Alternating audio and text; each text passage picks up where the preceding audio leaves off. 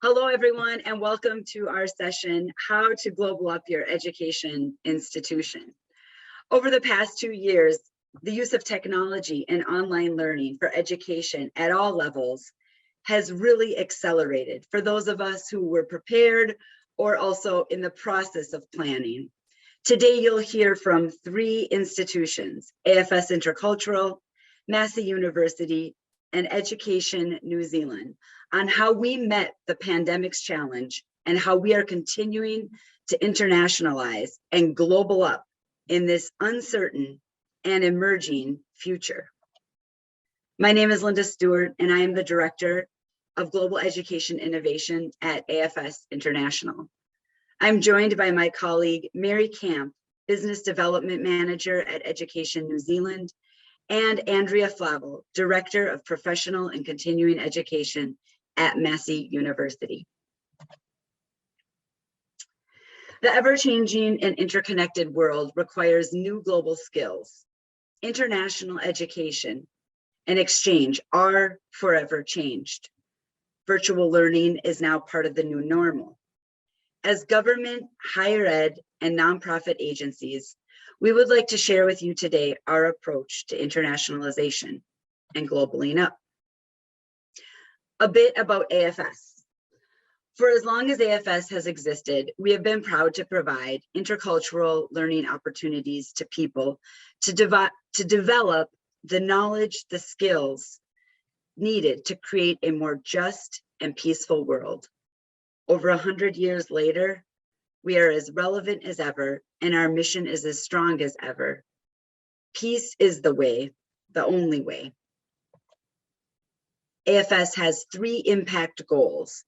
We measure our success by how well we develop active global citizens, how well we globalize schools and institutions, and how much we expand access to intercultural education. So then what does it mean to global up exactly? To global up, we're saying that you need to develop the necessary intercultural competence in order to be effective and make meaningful impact in your community, as well as be able to take into account the perspectives of others than your own. It means to think, to act, and to behave interculturally rather than simply internationally. Gone are the days when we believed that immersion was the key, or the length of program, or in-person only programs. The past decade of research, now coupled with the last 2 years of pandemic, have taught us that to be globally ready, you really do need to global up through guided facilitated learning, learning culture general frameworks, reflecting before, during, and after an experience, and interacting with progressive, more challenging content through your experience that is developmental and modular. AFS has identified 11 key educational learning goals that fall into these 4 educational spaces in the framework that was developed by Dr. Michael Vandenberg on growing intercultural competence. I don't know about you, but for me, many of my students start in number 2, where they're always curious about deepening their understanding of other and how others make meaning in the world. But with the AFS Global Up and GCC programs, we start in number 1, where we deepen our self-awareness and understanding of how we make meaning in the world. We also take students through the 3rd phase, managing your emotional response in contexts that disorient or might challenge you. And we work to be sure that we are effectively bridging differences as difference surrounds us in all of our environments. AFS has now developed 5 different Global Up programs to meet the needs of various audiences. Our last Global Up program, Global Up Teen, is a version made for minors in a closed platform where in an intentional and brave space, they can connect and share and learn from each other worldwide. These modules are housed in an LMS with quizzes, case studies, a global forum, and up to 4 live sessions that can accompany the program. It takes approximately 15 to 20 hours in total to complete, and everyone who finishes earns a Global Competence certificate. The program is highly flexible, meaning that it can last 2 weeks, up to 6 months, even over a year's time. Here's a snapshot of some of the modules. In the top 2 modules, you see there are individuals navigating polarized societies or situations, like we can sometimes see in a polarized work environment. And in the bottom 2, you can see active listening and empathy modules, where learners will see a variety of types of listeners and different strategies to active listen and use empathy. Through all of these modules, there is an emphasis on understanding the inequalities and power and privilege that's prevalent in our world today. And it helps individuals develop tools for their own personal toolkit on how to encounter these differences. Not unlike many of you, AFS had to pivot in 2020 to move beyond simply mobility programs, but really embrace the new world of virtual. What's exciting for us to see in a snapshot like this is that within a couple of years, we anticipate reaching more people than ever in our 100-year history by combining mobility and virtual learning programs. So when institutions say yes to globaling up, what are they saying?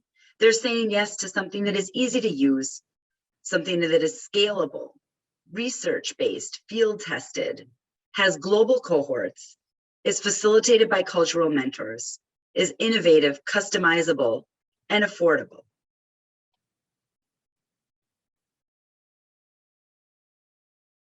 Which brings us to our story of collaboration with our New Zealand colleagues, who together we are partnering to leverage our collective commitment to sustaining international education and to global up in the midst of what has been a global crisis.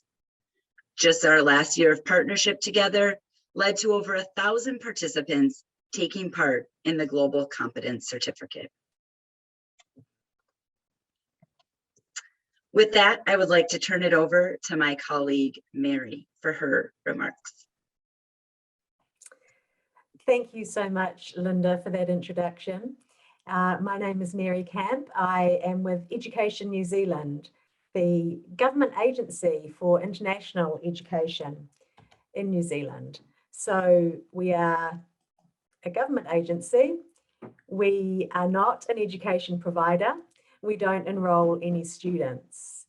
Firstly, I'd like to start out by saying welcome in the Indigenous language of New Zealand, which is Te Reo Māori. Kia ora, nau mai, haere mai, welcome to this presentation. New Zealand government is committed to global citizenship, and we have an international education strategy, which we wrote in 2018, quite a different world from now, but we remain committed to the key goals, and one of those is global citizenship. We want all students to be able to have the knowledge and the skills to study, live, and work globally and across cultural boundaries. So it's a commitment right from the top levels of our government.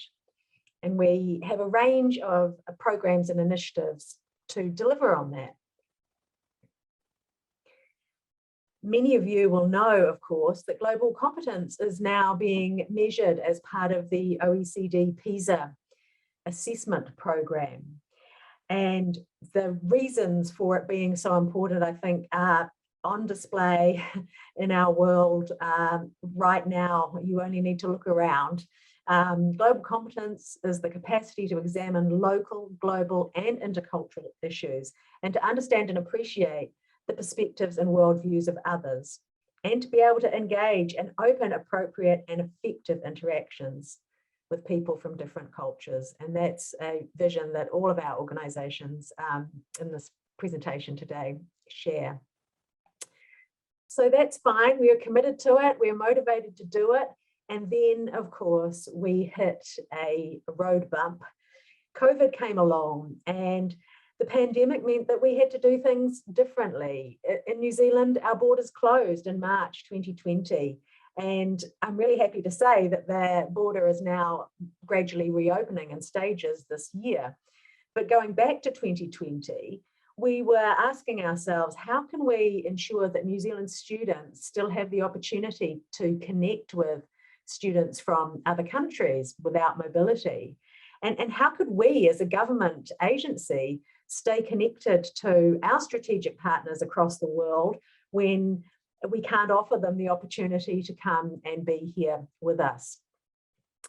And you can see from the quotation there, the concerns that were being felt within schools, not wanting our students to miss out on those important life skills that they get to develop in a global competence framework. So we needed to find a solution. We explored around, and we knew AFS had the great program. We knew that they had the research base, it had been proven, backed by evidence and adapted for the COVID environment. We knew that because a few New Zealand schools had already used the program. We knew that Massey University had the online delivery expertise. We wanted to partner with a New Zealand delivery partner. AFS can provide facilitation for us, but we wanted to have a New Zealand provider do that. So we got 15 Massey University facilitators trained by AFS to become qualified facilitators. We conducted a pilot to start out with that was very successful. We then co-branded with AFS the actual program so that we could have our New Zealand country brand on there. And the success of the pilot meant that the business case stacked up, and we were able to secure significant funding from Education New Zealand to scale up. We also expanded our audience beyond the high school students that had been part of the initial program. Linda mentioned earlier that there is the specific teen-focused program. It's the one we started with, but we expanded to include teachers and also older students with the various different programs that fit best for them. So the model that we came up with is putting students in mixed virtual classes. You saw from Linda's introduction that the virtual sessions are an absolutely crucial part of the program. And what we want to do is have overseas learners in classes with New Zealand learners. ENZ, as I mentioned, provided the scholarships, and because we were providing those scholarships, that let us target some key audiences. In New Zealand, that was students from lower socioeconomic areas, students from schools who may not normally experience as many of the benefits of international education in a mobility paradigm. We could be more inclusive of them. And we also targeted our partners offshore. And when I say our partners offshore, they are, for example, local government education bureaus, such as the Tokyo Office of Education and others throughout Asia, and also networks of schools.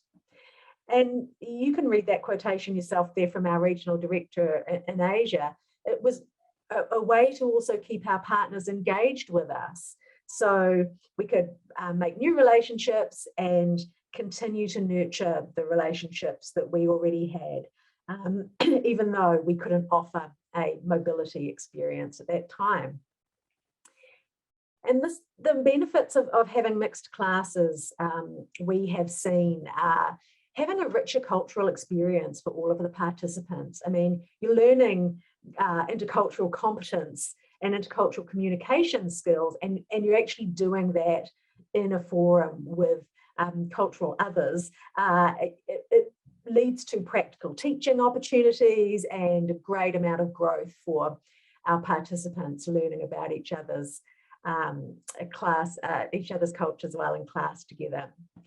And look, the next point goes to one of the reasons we wanted to involve a New Zealand delivery partner, is that we the program itself is fantastic, but we also wanted to leverage the opportunity for offshore participants to make a connection with New Zealand and with New Zealanders, to learn about New Zealand culture and to have the experience of being taught by New Zealand teachers, so that, you know, despite travel restrictions, New Zealand students could connect with peers offshore, and those offshore participants would, we hope, form a kind of relationship with New Zealand.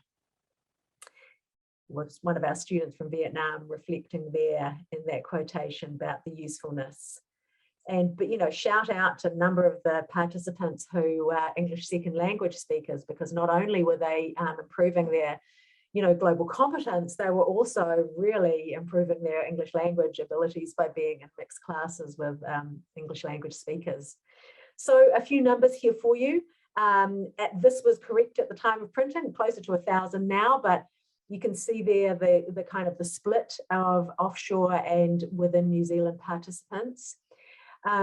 We included 215 teachers. So teachers from New Zealand were in classes with teachers from particularly across the Asian region, learning, you know, building their global competence together, but also sharing good practice and forming relationships that we know have sustained beyond the program.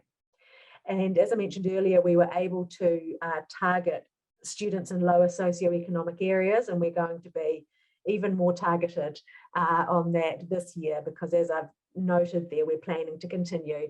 Well, we are continuing this year, we've already started, and hope to get another 400 to 500 people able to experience it. So we've had a hugely impressive completion rate. Have to admit that that is with a lot of work from Massey in particular around student support. We got some really good research results when we sampled, extremely high levels of satisfaction, and importantly for us, high rates of respondents saying that their knowledge had increased greatly and their ability to act had increased greatly, because that's what we want, right? We don't just want people to enjoy the program, we want to have a real impact on them beyond that. Look, I've just included a few quotations from people there that you can read for yourselves, and I think it demonstrates to you the value of the program when people are, you know, learning about themselves and about other cultures. And are going to be able to apply it in daily life. Again, it's that practicality and the tangible skills that people will use. And lastly, I just wanted to show you a couple of shots of one of our cohorts that we had, which was students from Ho Chi Minh City in Vietnam, alongside students from the Manawatu region in New Zealand, doing the GCC together. A couple of shots of them in their virtual classes up top. And then down below, they actually held in-person graduation ceremonies in both countries to be able to celebrate what they had learned, and certainly hope that one day they can meet face to face and celebrate their achievements there. I'm going to hand over now. Thank you. Thanks very much. Kia ora koutou. My name's Andrea and Andrea Flavel. So thanks very much, Mary and Linda, before me for giving that overview around the program and the way in which it's been running over the last year. I wanted to start off by providing a little bit of context and some information about Massey University, and then talk a little bit more about the experiences for us as an institution, why we got involved in the program more broadly, how we saw it being valuable to support our strategic goals, and some of the key things that we got out of it. So I think from my point of view, Massey University, Te Kuninga ki Purihurua, is a comprehensive university. We started out as a college, an agricultural college, actually in 1927, and were granted university status in 1964. We've got 3 campuses within New Zealand, but one of the most distinctive features of Massey University, and it has been for almost 60 years, is our commitment to the delivery of distance and now online learning and education. You can see from the slide here that we have over 30,000 students who are engaged and enrolled with us, of which 63% of those students are actually engaged in some form of distance learning. I wouldn't be a university institution without having to talk about university rankings, but and I'm sure that they are top of mind for many of my international colleagues in the university sector. The university has a QS ranking in the top 3%, but we're always striving to do better and to increase those rankings. And one of the key features, particularly when you look at the QS World University Rankings, is around our global outreach. In terms of the university's strategy overall, there are 4 key themes, or 4 key pillars, I should say, that contribute. And they are research, learning and teaching, civic leadership, and enabling excellence. And underpinning those 4 streams are the importance of global engagement and sustainability. And that includes, from a learning and teaching point of view, what global engagement or global citizenship means across the curriculum. How do we internationalize our curriculum? How do we ensure that people and partnerships are at the forefront, and that we have those as key to achieving our strategy and the way in which we move ourselves forward. In terms of our international partnerships and agreements, global engagement and internationalisation, sure, it's well and truly more than the sum of our international partnerships and agreements, and I'm sure that you would agree with me as far as that's concerned. In our internationalisation framework, there are some key commitments that we've made as an organisation. We want to ensure that our graduates are recognised as responsible global citizens who contribute to society and increase cultural awareness. We want to be recognised as an internationally focused university that promotes internationalisation as a distinctive feature of the curriculum and the student experience. And we want to be recognised for the excellent student experience of inbound international students and our outbound Massey University students through the provision of high quality opportunities and mobility programs. And clearly, as I talked about he tangata, I talked about people, and we want a staff who are actively engaged in international activities.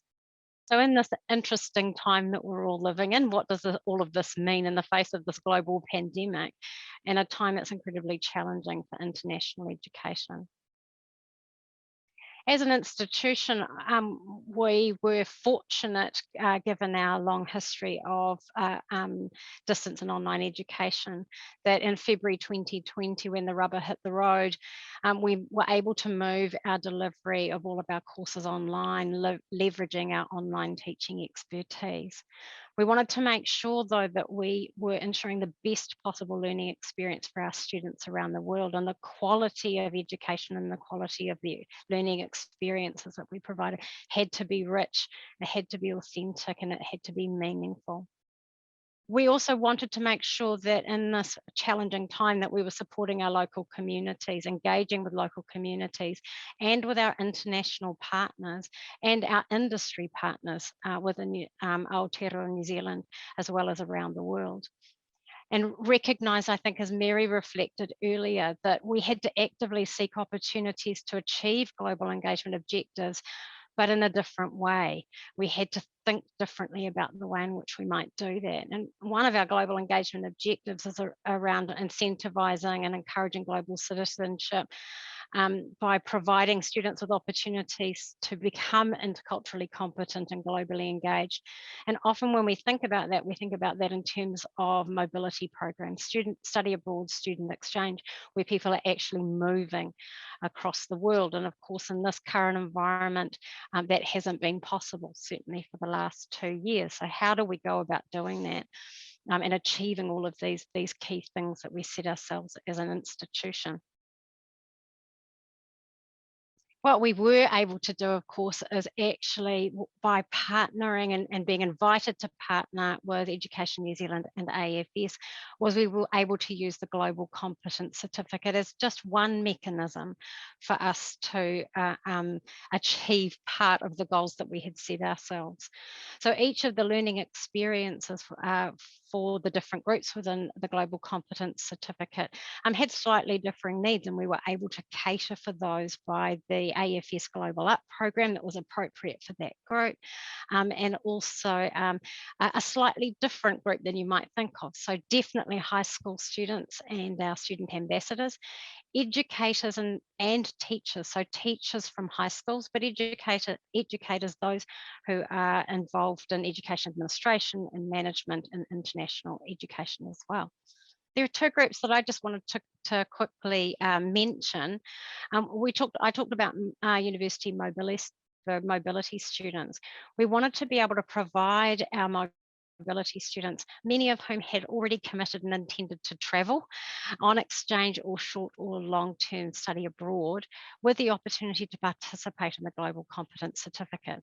And three of the universities, Massey, Victoria University of Wellington and the University of Auckland, all came together to deliver a program to our mobility students, where they had an opportunity, even though they weren't able to travel, to develop their global competence and prepare for and get ready for the next experience. And I think Linda reflected earlier about the value that AFS have seen in the combined mobility as well as the virtual space, and we're seeing evidence that in fact is the case from an institutional perspective.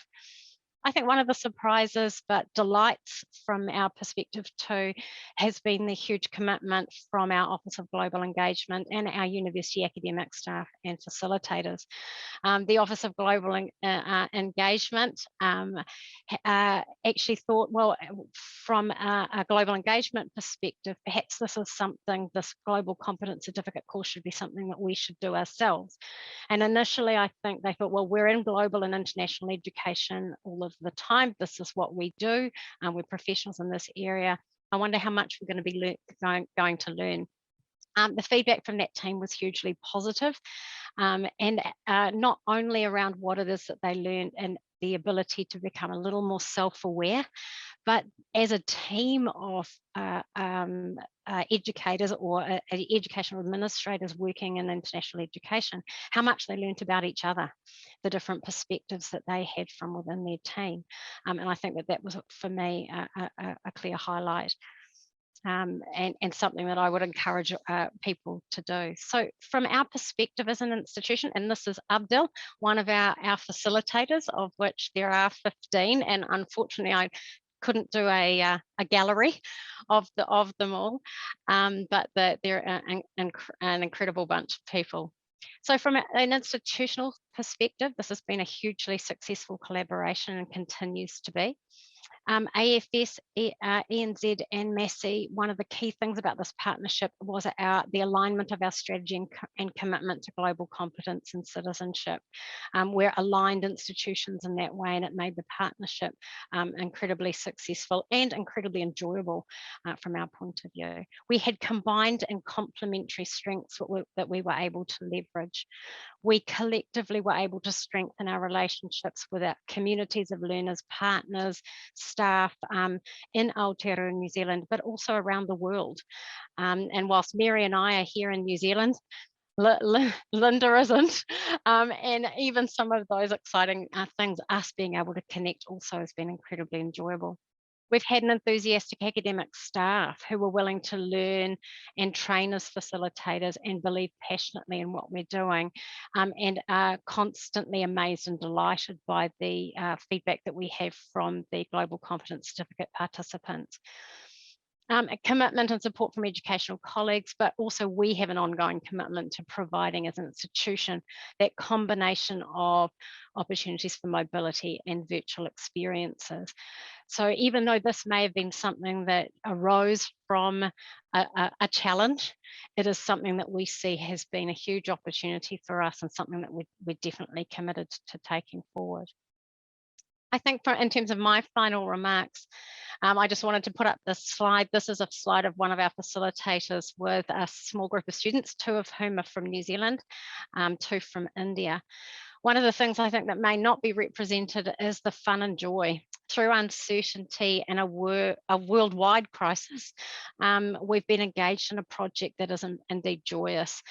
Some of us are lucky enough to have been at the end of course graduation ceremonies and to hear the powerful feedback that comes from all of the course participants and from the Massey University academic staff has been an absolute delight to be part of.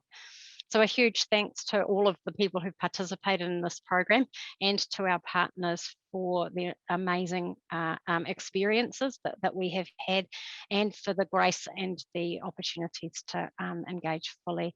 It is something that many of us value highly and will continue to value highly and looking for the next new thing. And encourage you to do the same. Thank you. Thank you so much, Andrea, and thank you so much, Mary. And Mary mentioned it, and Andrea, you nodded in acknowledgement. Of course, this wasn't without a lot of work, but in collaboration, each party contributed to this shared goal, and we shared the load. And it has been joyful, very joyful. Even the times where we were trying to find a time to connect when we were awake on both sides of the world. There was joy in that, in thinking of you calling it a night and we were waking up on this side of the world. So in closing, we'd like to invite all of you to make a collective commitment to internationalization, to globaling up your institution. We have found that if you answer the call and are flexible, adapt your delivery on your goals, if you foster these strong relationships and partnerships, if you engage your students in using research-backed, informed, internationalized curriculum that's culturally inclusive, if you embrace the opportunities afforded by collaborations and by virtual learning environments, and if you partner purposefully to develop international and intercultural perspectives of your global citizens, it can make a huge difference. I think, in short, we must think interculturally, not just internationally in internationalization.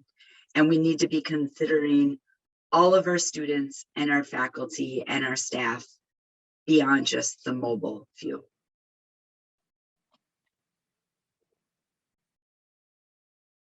Many thanks to all of you for joining us. And we look forward to hearing your questions in the live session.